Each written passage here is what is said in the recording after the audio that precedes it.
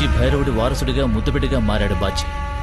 సాధారణ కౌన్సిలర్గా ఉన్నప్పుడే దోచుకున్న బాచి చైర్మన్ అయిన తరువాత పాపంపేటలో ఉన్న భూముల నుంచి ఇసుక వరకు కబ్జా చేశాడు, అమ్మాడు. అలా ఇసుకను తీసుకెళ్తూ ఉండగా వాడి మీద వాడి మనుషుల మీద నా భార్య ఇసుకను దోచుకుంటున్నారని తహసీల్దార్కి అర్జీ ఇచ్చింది. దీనికి మీరే ఏదో ఒక చర్య తీసుకోవాలా? అలాగే, తప్పకుండా చర్య తీసుకుంటారు. తహసీల్దార్ ఎంతో నిజాయితీగా వెంటనే యాక్షన్ తీసుకుని వాళ్ళందరినీ పోలీసులకి పట్టించారు. అలా పట్టించిన తహసీల్దార్ని పాపంపేటలో నడి రోడ్లో కట్టేశాడు బాచి. నువ్వేమన్నా పెద్ద పోటుగాడివా? ఎంత ధైర్యం ఉంటే నా బండిని పట్టుకుని నా వాళ్ళనే బొక్కలో వేస్తావు? అందుకే నిన్ను నడి రోడ్లో నించోబెట్టి కట్టి పడేశాను. నా బండిని ఎలా బయట తెచ్చుకోవాలో నాకు తెలుసు. ఈ పాపంపేటలో ఎవడికి నీ చేతి కట్టిపే ధైర్యం ఉందో నేను చూస్తానురా. చూడుపాను, లిస్టులో ఉన్న వాటిలో ఇక్కడ తీసుకోవాల్సిన వింతే, మిగతావి అయ్యయ్యో, మన తహసీల్దార్ అండి. ఇది పట్టుకో. ఎక్కడికమ్మా? ఉండండి. ఎంత పెద్ద ఆఫీసర్ని ఇలా నడుపుతున్నావ్? ఏంట్రా మర్యాద దక్క చెప్తున్నా. అప్పటి నుంచి బాచి మా కుటుంబం మీద పగబట్టాడు. నా భార్యని ఎలాగైనా చంపాలనుకున్నాడు. డబ్బులు ఏమా? అందరు డబ్బులు చేతిలో పెట్టుకోండి.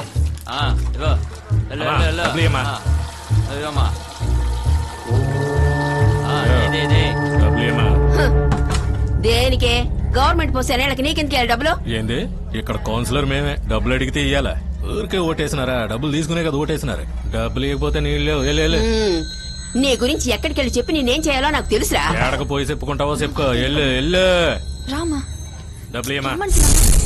నెల పుట్టి ఇంకా 5 రోజులు కూడా కాలేదు. ఇంతలోనే ఏ సరుకులు లేవంటే ఏం చేయాలి మేము? ఇప్పుడు ఎవరక్క లేదని చెప్పింది? సరుకు అయిపోయిందని చెప్తున్నాం. 10 రోజులు పోయాక రండి ఇస్తాం. ముందు జనాన్ని తీసుకుని ఇక్కడి నుంచి పోక. 10 రోజుల తర్వాత కాదు, ఈ రోజు లోపల సరుకులు తీసుకోకుండా వెళ్ళాం. మేము అదే చెప్తున్నాం. ఈ రోజు నువ్వు తినకుండా పోవు. తన్నులు సరుకు అయిపోయిందని చెప్తే పోమ్మా. సరిగ్గా సరుకు ఇచ్చారని ఆడితో గొడవ పడుతున్నావు. రా తల్లి, రా పోదాం. రే బామర్దే, ఏంది బావా? న్యాయం అడిగేదంతా ఎప్పటికైనా సమస్య ఏదో ఒక విధంగా అడ్డుపడుతూనే ఉంటది. ఈ రోజు రాత్రే పక్కూరు కుర్రాళ్ళు పిలిపించి సరుకు ఖాళీ చేసాయి. అలాగే బా.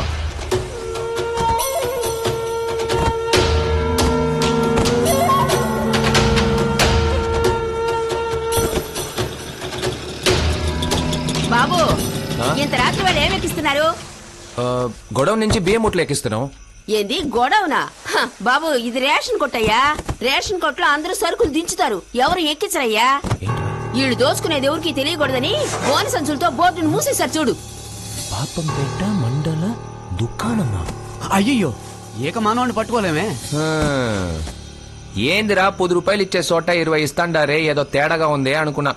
కరెక్ట్ గా తప్పుగా ఉందిరా. రే మామా, తప్పుగా మాత్రమే కాదు, చాలా రాంగ్ గా కూడా ఉంది. అక్క మణించక, ఏదో తెలియక చేసినావు. రే మూటలు దించండిరా. రే గోపి, మూటలో దించమన్నావా? మూటలు ఎక్కించకుండా ఈ రోజు ఎవడో ఇక్కడి నుంచి పానాలతో పోలేడు. ఎప్పుడు చూసినా నీకు మాతో గొడవ పడ్డమే పని అయిపోయిందా? ఈసారి నువ్వు ఆడదాని మీద చెయ్యెత్తుతావా?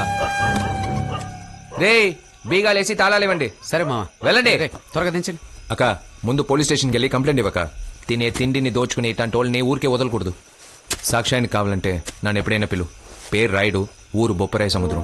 చూడయ్యా, ఈ ఊళ్ళో ఉన్న మగాళ్ళంతా తెల్ల పంచులు కట్టుకుని పేరుకు మగాళ్ళలా ఉన్నారు. నువ్వొక్కడవే వీళ్ళని ఎదిరించి అడిగావు. నీలాంటి మగాడిగా నీ ఊళ్ళో ఉన్నాడనుకో, పాపం పేటేంటి పార్లమెంట్ దాకా వెళ్తాను. ఇవ్వరా. ఇందాక తాళాలు చూడమ్మా, నువ్వేమో వాళ్ళు రేషన్ బియ్యం దోచుకున్నారని కంప్లైంట్ ఇచ్చావు. వాళ్ళేమో రేషన్ కొట్టు తాళాలు పోయాయని నిన్న రాత్రి కంప్లైంట్ ఇచ్చారు. నేను ఇప్పుడు ఎవరిని అనుమానించి కేసు పెట్టాలి? ఏం పర్వాలేదు సార్. ముందు రేషన్ కొట్టు తాళాలు కనపడడం లేదని ఓ కేసు కట్టండి నా మీద. ఆ తర్వాత కేవలం రేషన్ బియ్యం దోచుకున్నాడని బాచి మీద ఓ కేసు కట్టండి. 2 కేసులు నా ముగ్గురితో నేను కోర్టులో చూసుకుంటాను. ఏం బాచి, ఏమంట? చూడమ్మా, లేనోడి మీద కేసు పెట్టాలంటే నాకు ఎలాంటి సాక్ష్యాలు అక్కర్లేదు. కానీ పదవిలో ఉన్నోడి మీద కేసు పెట్టాలంటే నాకు ఎవరో ఒకరు సాక్ష్యం కావాలి. ఇందాక అన్నావుగా ఎవరో బొప్పరాయి సముద్రం కుర్రాడు ఉన్నాడని. వెళ్ళి వాడిని పిలుచుకురా. ఒక్కటేంటి 2 కేసులు పెడతాను. వెళ్ళమ్మా, వెళ్ళు.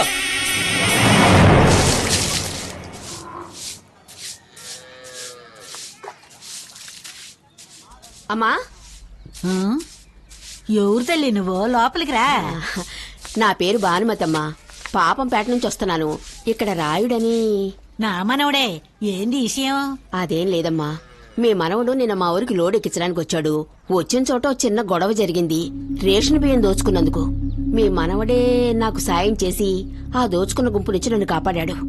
దోచుకున్న వాళ్ళ గురించి పోలీసులతో చెప్తే సాక్ష్యం ఉంటే తీసుకురా, కేసు కడతాము అన్నారు. అందుకే సాక్ష్యం చెప్పడానికి మీ మనవని తీసుకెళ్దామని వచ్చాను. ఏడి తల్లి ఎంత అమాయకంగా ఉన్నావు? రేషన్ లోకంలో ఒకడు దొంగిలించకపోయి బతుకుతున్నాడంటే వాడంతటి నీచుడయి ఉండాలి, ఎంతటి పోరంబోక అయి ఉండాలమ్మా. అట్టాంటోడితే నీకెందుకు తల్లి గొడవ? ఇలా చూడు తల్లి, ఊళ్ళో జరిగే గొడవలన్నింటికి నేను నా మనవడిని పంపను. నువ్వు ఇందాక చెప్పినట్టుగానే పోలీస్ స్టేషన్కి వచ్చి నా మనవడు సాక్ష్యం చెబితే ఆడికి నా మనవడికి గొడవ వత్తది. అట్టా గొడవ వస్తే ఆడిని పొడిచి చంపేస్తాడు నా మనవడు. ఎందుకంటే నా మనవడు అంత కోపిస్తోడు. ఇలా చూడు తల్లి, నా మనవడికంటూ నేను, నాకంటూ నా మనవడే ఉన్నాం. నేనున్నంత వరకు నా మనవడు హంతకుడు కావడానికి నేను ఒప్పుకోను. అంతేకాకుండా నా మనవడు మొదటిసారి అయ్యప్ప స్వామి మాలేసుకుని కన్యస్వామిగా ఈ రోజే పాదయాత్ర పోతున్నాడు. అందువల్ల ఆడు రావడం కుదరదు. దయచేసి నువ్వు వెళ్ళిపో తల్లి.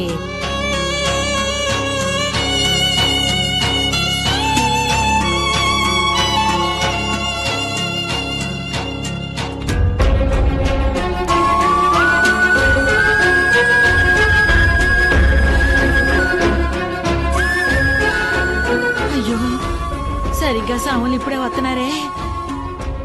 ఏం చెప్పి తీసుకెళ్లిపోద్దా? స్వామి, రాత్రి రేషన్ కొట్టు దగ్గర ఆవిడే స్వామి. అక్క ఏందయ్యా? ఏంటక్క మా ఊరేపు? ఓ ముఖ్యమైన వ్యక్తిని కలవడానికి వచ్చినా ఆయన లేరు, అందుకే వెళ్ళిపోతున్నా. మళ్ళా వాళ్ళు వచ్చి గొడవ ఏం పెట్టలేదుగా? అబ్బే లేదయ్యా. సరే, ఒకవేళ వచ్చారంటే అదే నా ఇల్లు, ఎప్పుడైనా పిలవక్క. వద్దక్క, జాగ్రత్త. రా స్వామి. అక్కని చూడగానే మన కోసమే వచ్చింది అనుకున్నాను స్వామి.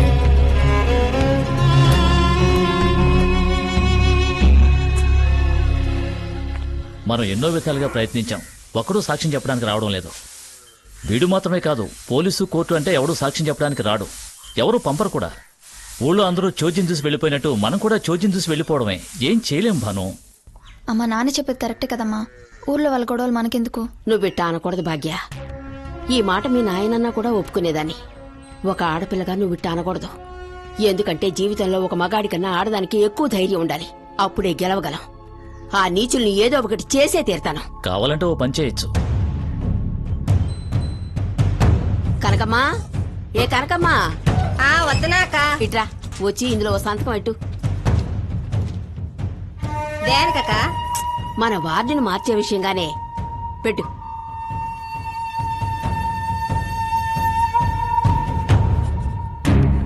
వాళ్ళు తప్ప మిగతా వాళ్ళందరూ ఇందులో సంతకాలు పెట్టినారు సార్. 33% స్త్రీల రిజర్వేషన్ ప్రకారం ఎలాగైనా మా వార్డుని స్త్రీల వార్డుగా మార్చేయండి సార్. కలెక్టర్ గారితో చెప్పి తప్పకుండా మార్చేద్దాం. వీళ్ళు పెట్టిన సంతకాలతో ఆ దుర్మార్గుల తలరాతలనే మార్చేయొచ్చు.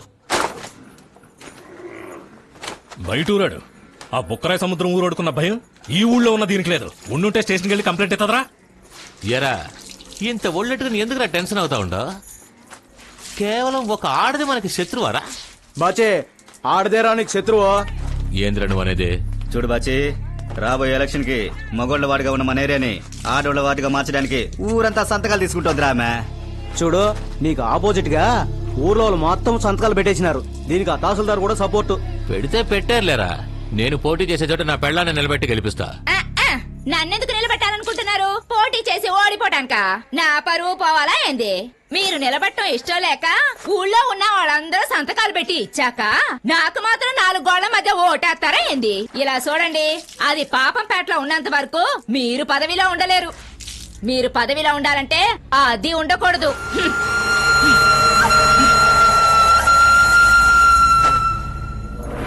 అర్జీ తీసుకున్న తహసీల్దార్ని పిలిచి భైరవుడు బాచి మాట్లాడారు.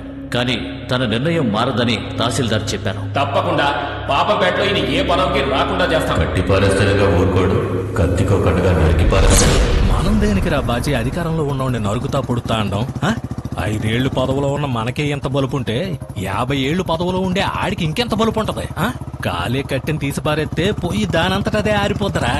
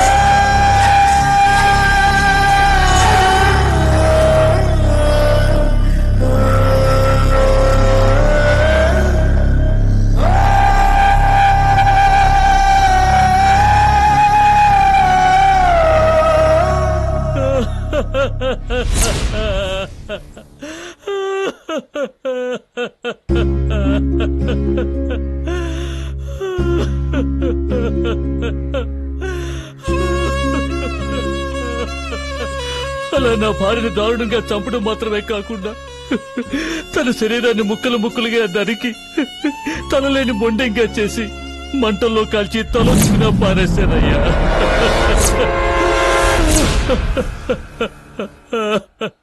తల దొరికినందువల్ల మనిషిని గుర్తుపట్టలేవని వాళ్ళకి అనుకూలంగా పోలీసులు కేసును మూసేయాలనుకున్నారు.